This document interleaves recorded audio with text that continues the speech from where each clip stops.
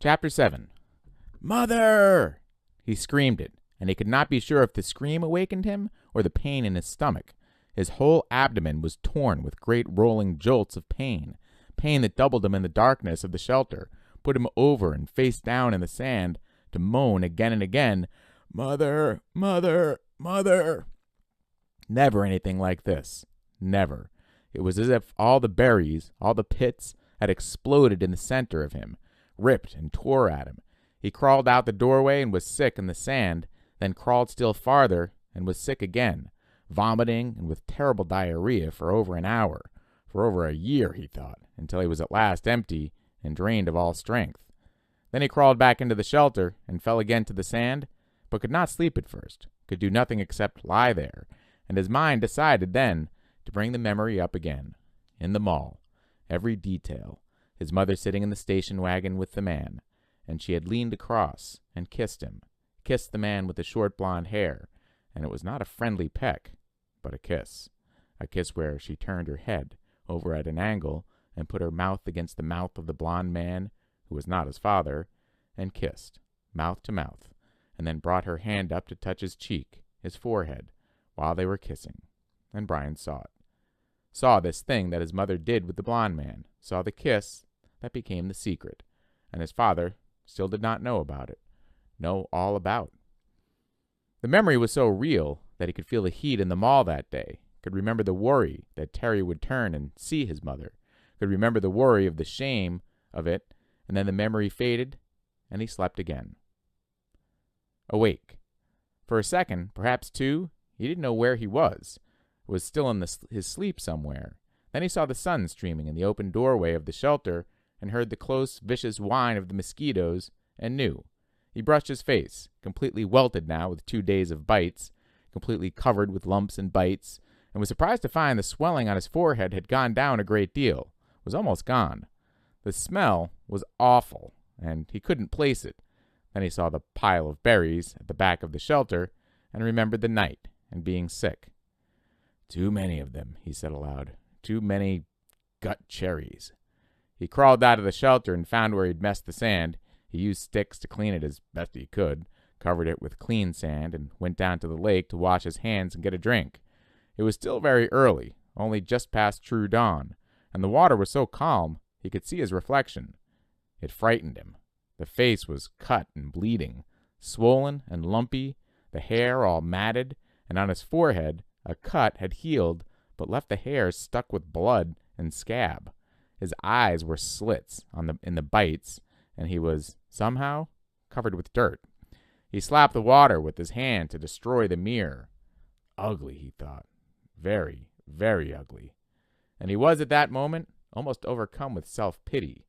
He was dirty and starving and bitten and hurt and lonely and ugly and afraid and so completely miserable that it was like being in a pit, a dark, terrible, deep pit with no way out.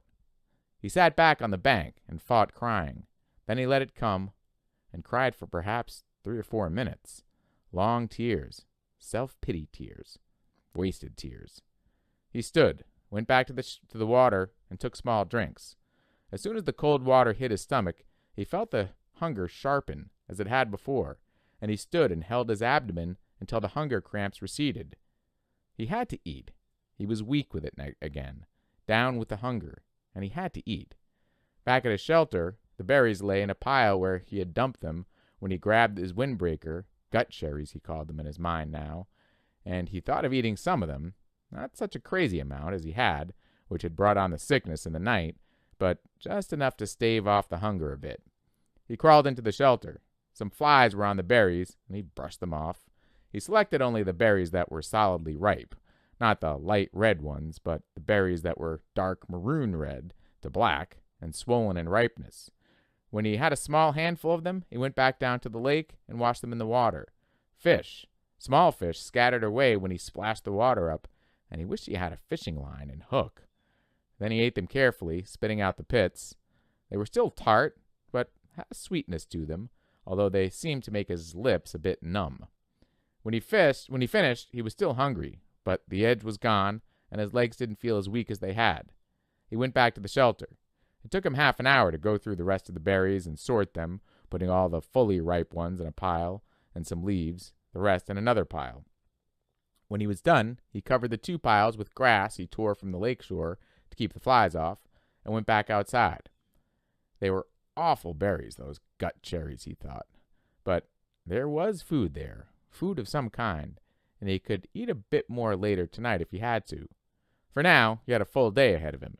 He looked at the sky through the trees and saw that, while there were clouds, they had scattered and did not seem to hold rain. There was a light breeze that seemed to keep the mosquitoes down, and he thought, looking along the lake shore, if there was one kind of berry there, there should be other kinds, sweeter kinds. If he kept the lake in sight, as he had done yesterday, he should be all right. He should be able to find home again, and it stopped him. He had actually thought at that time. Home. 3 days? No, 2. Or was it 3? Yeah, this was the 3rd day, and he'd thought of the shelter as home. He turned and looked at it, studied the crude work.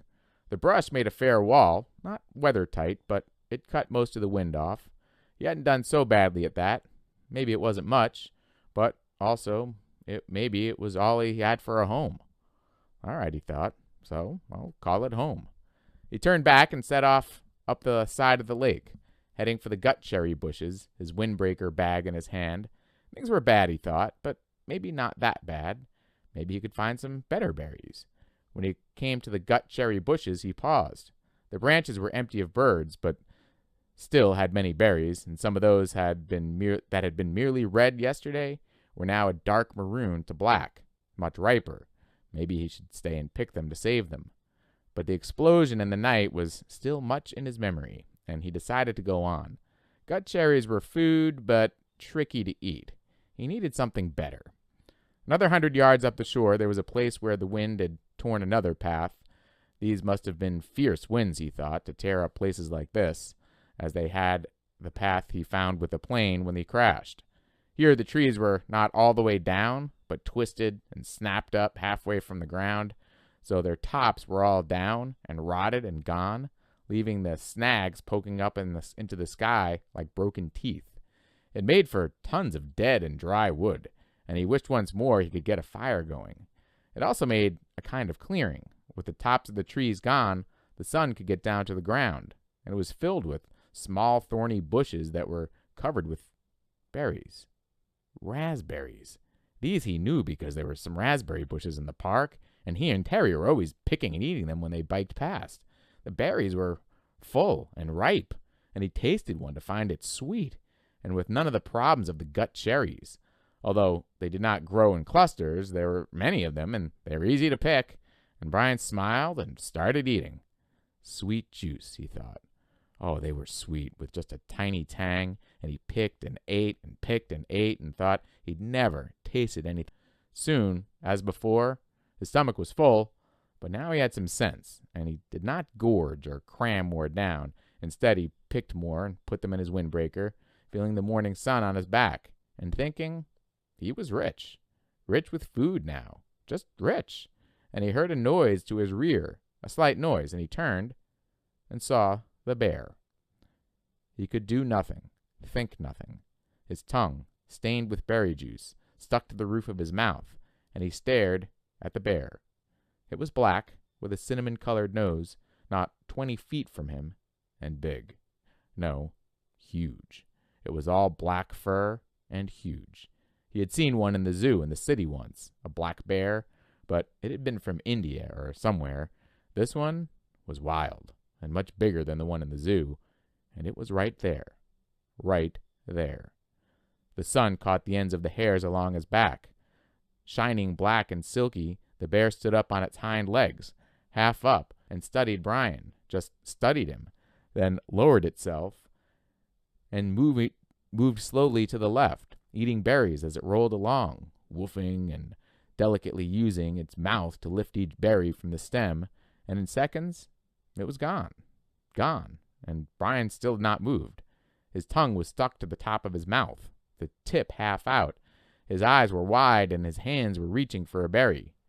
Then he made a sound, a low It made no sense, was just the sound of fear, of disbelief that something that large could have come so close to him without his knowing.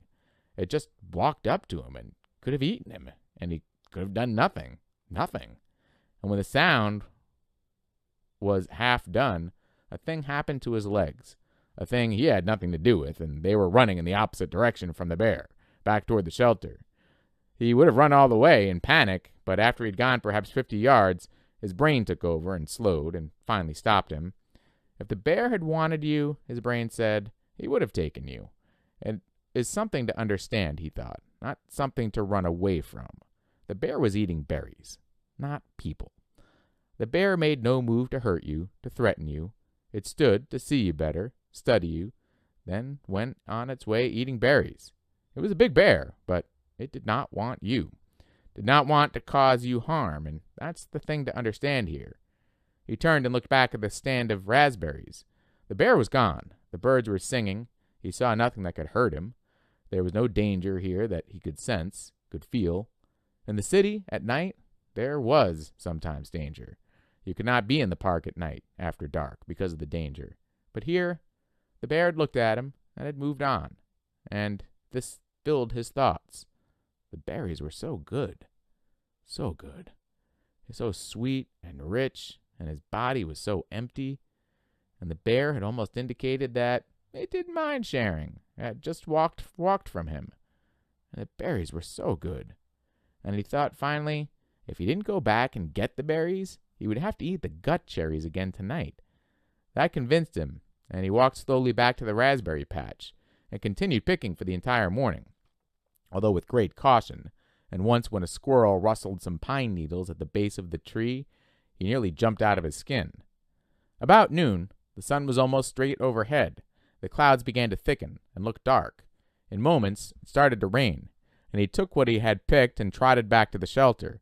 He'd probably eaten 2 pounds of raspberries, and had maybe another 3 pounds in his jacket, rolled in a pouch. He made it to the shelter just as the clouds completely opened, and the rain roared down in sheets. Soon the sand outside was drenched, and there were rivulets running down to the lake. But inside, he was dry and snug. He started to put the picked berry back in the sorted pile with the gut cherries, but noticed that the raspberries were seeping through the jacket. They were much softer than the gut cherries and apparently were being crushed a bit from their own weight. When he held the jacket up and looked beneath it, he saw a stream of red liquid. He put a finger in it and found it to be sweet and tangy, like pop without the fizz, and he grinned and lay back on the sand, holding the bag up over his face and letting the seepage drip inside his mouth. Outside, the rain poured down, but Brian lay back, drinking syrup from the berries, dry and with pain almost all gone, the stiffness also gone, his belly full, and a good taste in his mouth. For the first time since the crash, he was not thinking of himself or his own life. Brian was wondering if the bear was as surprised as he to find another being picking the berries. Later in the afternoon, as evening came down, he went to the lake and washed the sticky berry juice from his face and hands, then went back to prepare for the night. While he had accepted and understood that the bear did not want to hurt him, it was still much in his thoughts, and as darkness came into the shelter, he took the hatchet out of his belt and put it by his head, his hand on the handle, as the day caught up with him, and he slept. Chapter 8. At first he thought it was a growl. In the still darkness of the shelter, in the middle of the night, his eyes came open, and he was awake, and he thought there was a growl. But it was the wind. A medium wind in the pines had made some sound that brought him awake. He sat up, and was hit with the smell.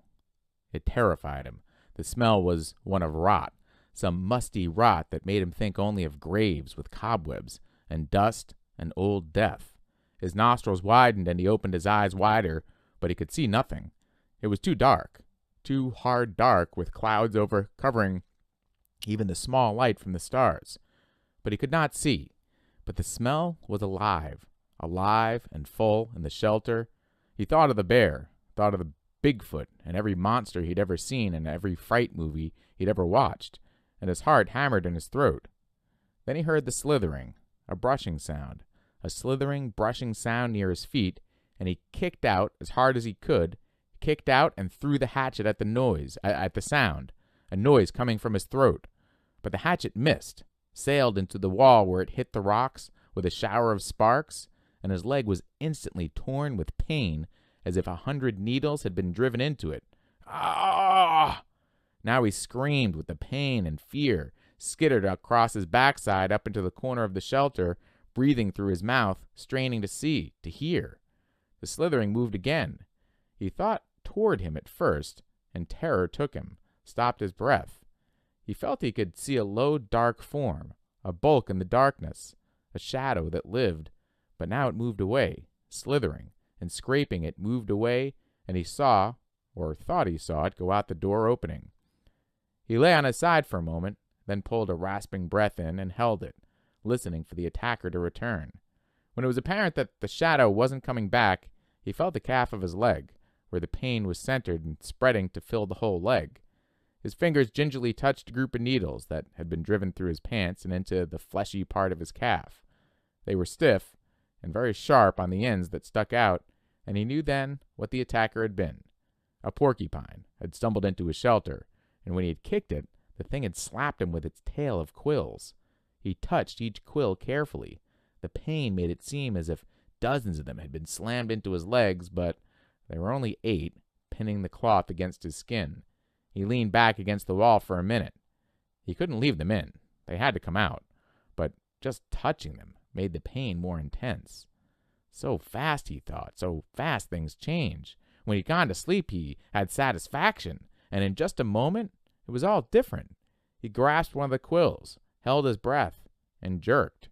It sent pain signals to his brain in tight waves, but he grabbed another, pulled it, then another quill.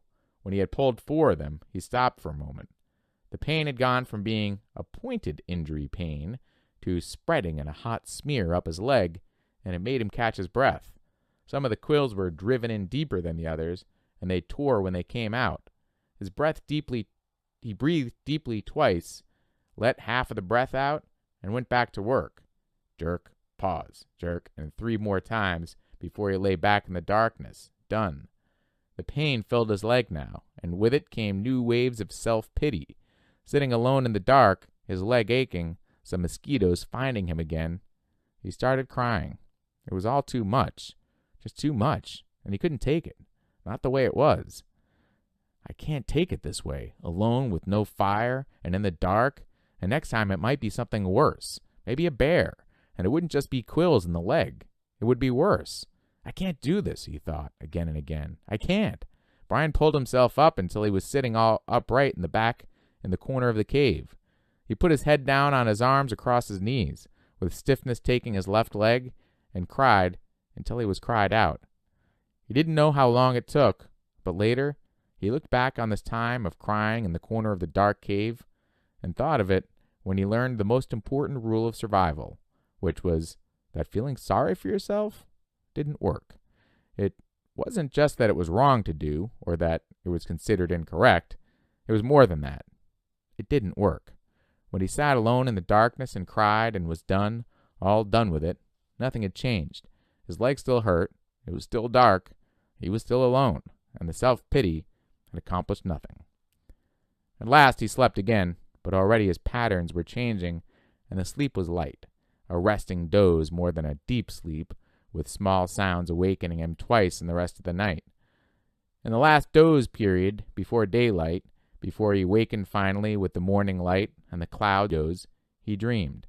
This time it was not of his mother, not of the secret, but of his father at first, and then of his friend Terry. In the initial segment of the dream, his father was standing at the side of a living room, looking at him, and it was clear from his expression that he was trying to tell Brian something. His lips moved, but there was no sound, not a whisper. He waved his hands at Brian, made gestures in front of his face as if he were scratching something, and he worked to make a word with his mouth, but at first Brian could not see it. Then the lips made an shape, but no sound came. Ma. Brian could not hear it, could not understand it, and he wanted to so badly. It was so important to understand his father, to know what he was saying. He was trying to help, trying so hard, and when Brian couldn't understand, he looked cross, the way he did when Brian asked questions more than once, and he faded. Brian's father faded into a fog place Brian could not see, and the dream was almost over, or seemed to be, when Terry came. He was not gesturing to Brian, but was sitting in the park at a bench looking at the barbecue pit for a time, and for a time nothing happened.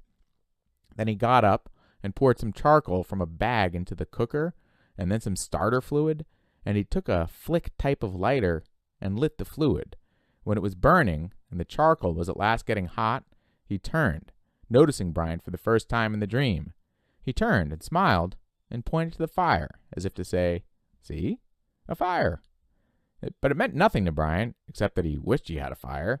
He saw a grocery sack on the table next to Terry. Brian thought it must contain hot dogs and chips and mustard, and he could think only of the food. But Terry shook his head and pointed again to the fire, and twice more he pointed to the fire, and Brian made Brian see the flames, and Brian felt his frustration and anger rise, and he thought, all right, I see the fire, but so what? I don't have a fire. I know about fire. I know I need a fire. I know that. His eyes opened, and there was light in the cave, a gray, dim light of morning. He wiped his mouth and tried to move his leg, which had stiffened like wood. There was thirst and hunger, and he ate some raspberries from the jacket. They had spoiled a bit, much softer and mushier, but still had a rich sweetness. He crushed the berries against the roof of his mouth with his tongue and drank the sweet juice as it ran down his throat. A flash of metal caught his eye, and he saw his hatchet in the sand where he'd thrown it at the porcupine in the dark. He scooched it up, wincing a bit when he bent his stiff leg, and crawled to where the hatchet lay. He picked it up and examined it and saw a chip in the top of the head. The nick wasn't too large, but the hatchet was important to him. It was his only tool, and he should not have thrown it. He should keep it in his hand and make a tool of some kind to help push an animal away. Make a staff, he thought, or a lance, and save the hatchet. Something came then, a thought, as he held the hatchet, something about the dream and his father and Terry, but he couldn't pin it down. He scrambled out and stood in the morning sun and stretched his back muscles and his sore leg. The hatchet was still in his hand, and as he stretched and raised it over his head, it caught the first rays of the morning sun. The first faint light hit the sliver of the hatchet, and it flashed in a brilliant gold in the light, like fire. That's it, he thought. What they were trying to tell me. Fire. The hatchet was the key to it all. When he threw the hatchet at the porcupine in the cave and missed and hit the stone wall, it had showered sparks, a golden shower of sparks in the dark, as golden with fire as the sun was now. The hatchet was the answer. That's what his father and Terry had been trying to tell him. Somehow, he could get fire from the hatchet. The sparks would make fire. Brian went back to his shelter and studied the wall. It was some form of chalky granite or a sandstone, but embedded in it were large pieces of a darker stone, a harder and darker stone. It took him a moment to find where the hatchet had struck. The steel had nicked into the edge of one of the darker stone pieces. Brian turned the head backward so he could strike with the flat rear of the hatchet and hit the black rock gently. Too gently, and nothing happened. He struck harder, a glancing blow, and 2 or 3 weak sparks skipped off the rock and died immediately. He swung harder, held the hatchet so it would hit a longer sliding blow, and the black rock exploded in fire. Sparks flew so heavily that several of them skittered and jumped on the sand beneath the rock, and he smiled and struck again and again. There could be fire here, he thought. I will have a fire here, he thought, and struck again. I will have fire from the hatchet.